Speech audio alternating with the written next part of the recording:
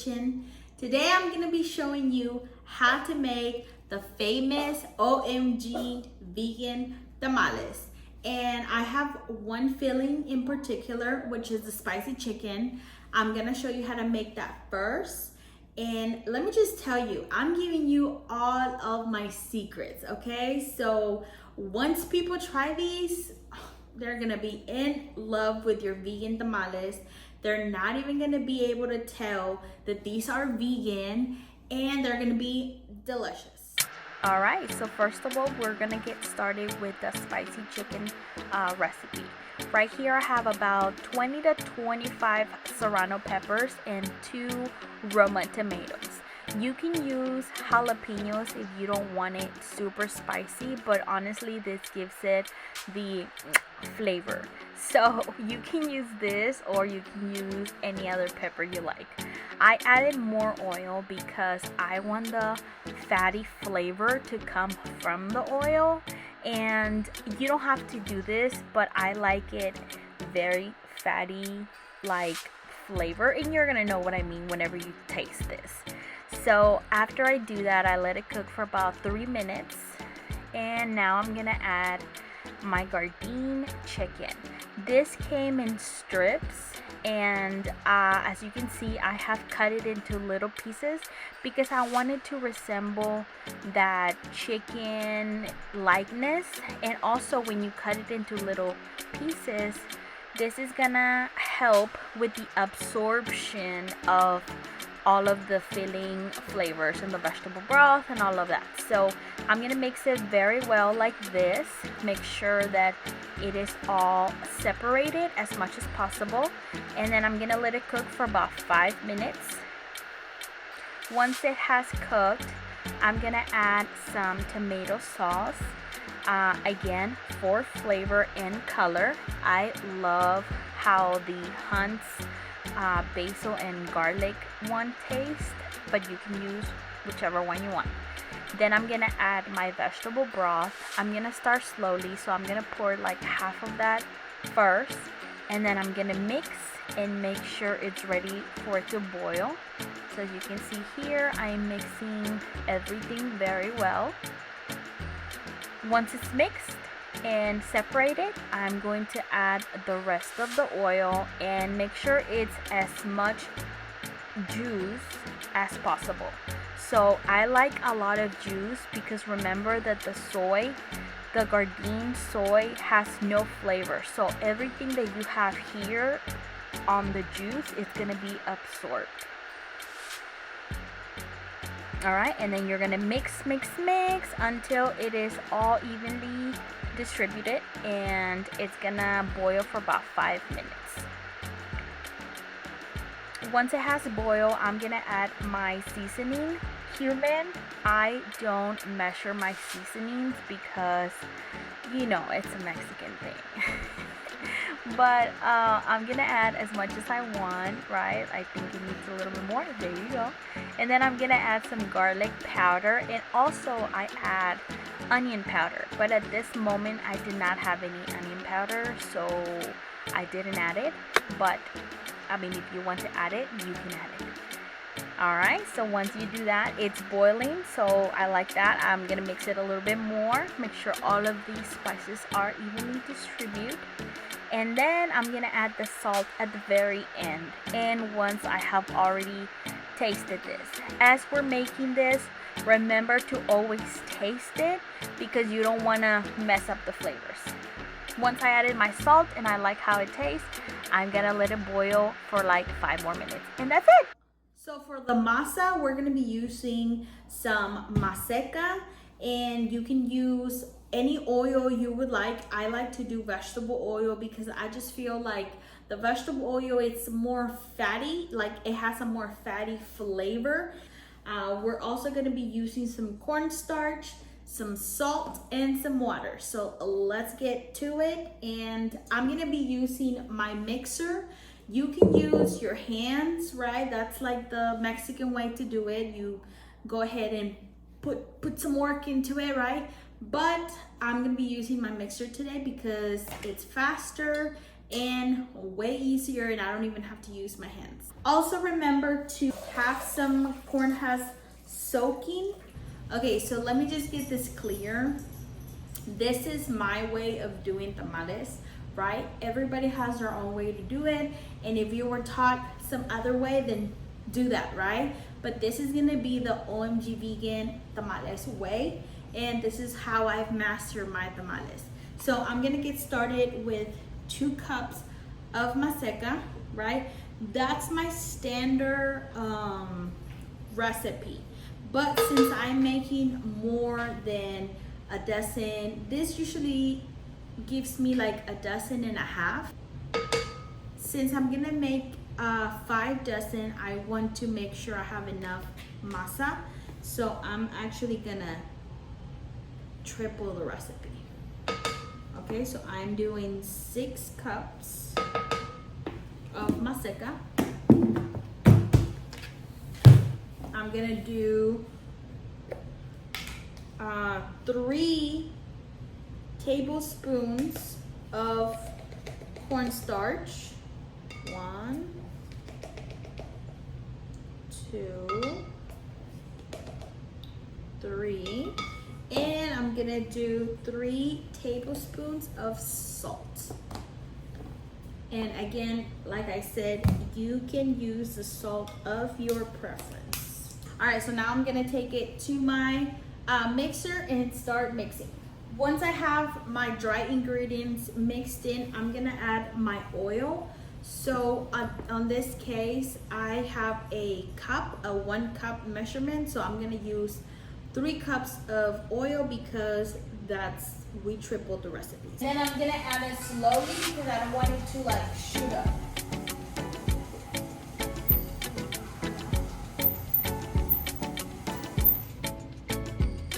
Okay, now you're gonna take your water and you're gonna add it. So I have 4 cups of water in here, and I'm probably gonna use 6 cups, but I'm gonna measure it out and let you know. And I'm gonna add the water very slowly. So a little bit at a time. And the reason why I'm doing this is because I don't want the water to splash everywhere. You have to give it time to soak in the water so you know what the consistency will be. Because if you put all the water at once, it's not going to look the same way than if you add it slowly. Hopefully you can see what the consistency looks like, right? So I'm gonna go ahead and keep adding the water because this is not what I want. I want more moist and more fluffy. So this is almost to what I like. So I'm gonna add a tiny little bit more. So look at that.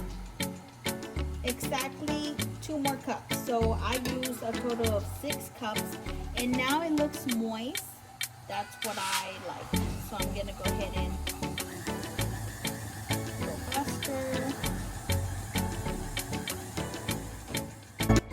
So on this part, I have been mixing for about 4 to 5 minutes. I just want my masa to be very fluffy, so I go back and forth like on a 4 to 6 speed, and this is what you want your masa to look like. Very fluffy, not runny. If it's very runny, add a little bit more MASECA because you don't want runny. You want a fluffy consistency. All right, and then I have my corn husks right here soaking. You can dry them out because you don't want them wet, but I like them moist. There you go. I got my hojas ready to go. Okay, so what I do is this hoja, this corn husk, it's kind of long, it's kind of big. See how it folds right here? I don't like it to fold, so what I'm gonna do is I'm just gonna take a little bit off on each side, and it's still long enough where it will fit my filling, my masa, everything. So you just don't want it to fold. You don't want it to be too long. You can do it however you want to do it. If you want to adjust the recipe, you can adjust the recipe. So I usually do one scoop of masa, right? I put it in the middle, And what I do is I just spread it. I spread the sides, and then I turn my corn husk and I spread all of the sides evenly. I try to make sure I don't spread it on the top. So this right here, this part is going to be the closing. So I don't want to put any masa on here, as you can see. So I like to do it like this.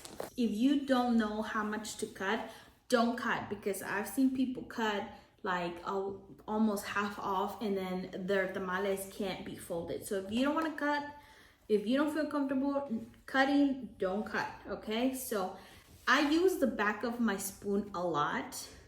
See how it's like real soft? Like the masa has to be very soft where it's not sticking to where it won't stick to the corn husk. So I take the back of my spoon and I just start spreading. And this takes a little bit of time to learn. I had to make a lot of mistakes in the beginning because I didn't know how to spread it. But the more you do it, the better you get. So just keep on doing it.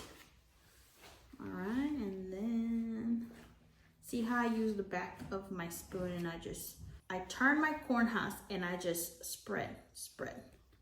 Seca, spread.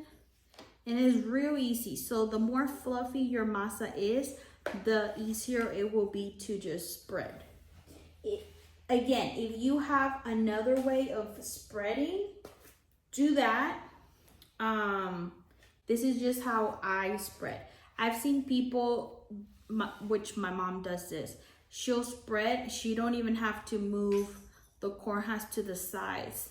She'll just do this, and then she'll move the spoon to the other side and do this, which if that works for her, you know, it can work for you. So you don't have to do the rotation like I do.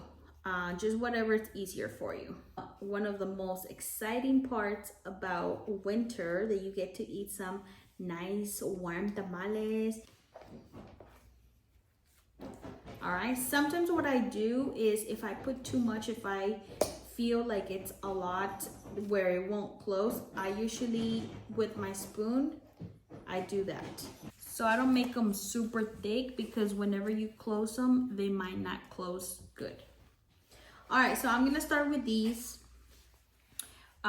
So what I'm gonna do is I'm gonna put the filling in the middle and start folding them.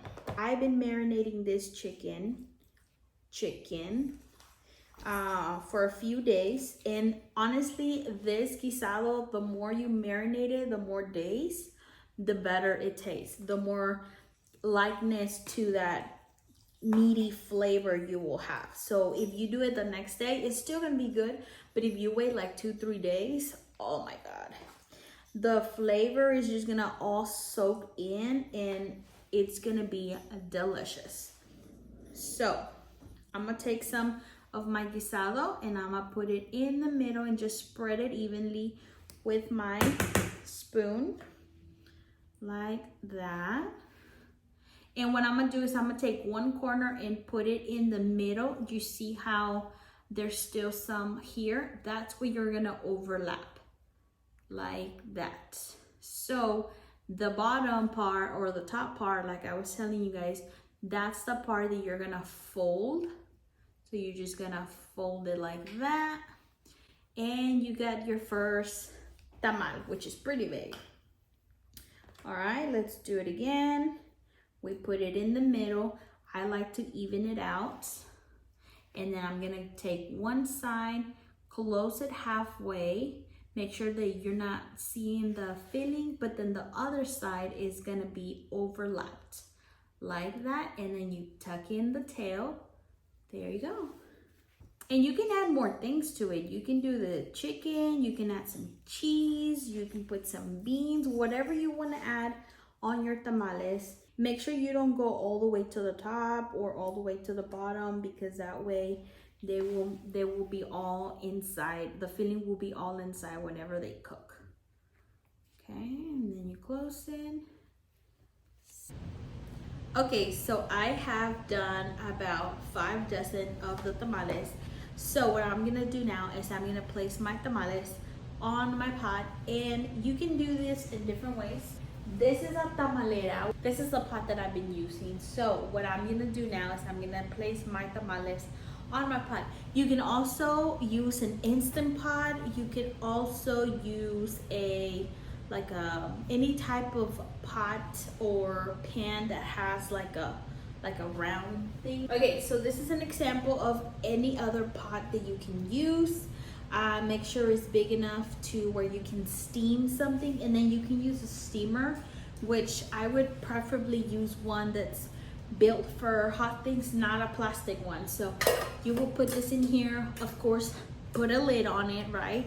And make sure they steam. But on this one, I can't fit a lot of tamales. So that's why I'm using a big one, but you can use this if you're only making like a dozen or if you're making a few at a time. So now what I'm gonna do is I'm gonna start placing my tamales, and you wanna make sure that they're not loose, because if they're loose, when they start cooking, they can start gooing out, come out. You can also place them like this, but if they're all like on top of each other, again, they can also come out a lot. So let me actually show you a way how to tie the tamales. If you feel like your tamales will be, they're looser than what you want, what I do is I take a side of the corn husks that I'm not using.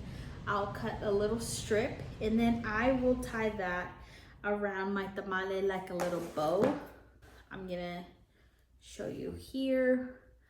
Just tie a little bow. Make sure that this is big enough to tie, and you're going to tie it twice,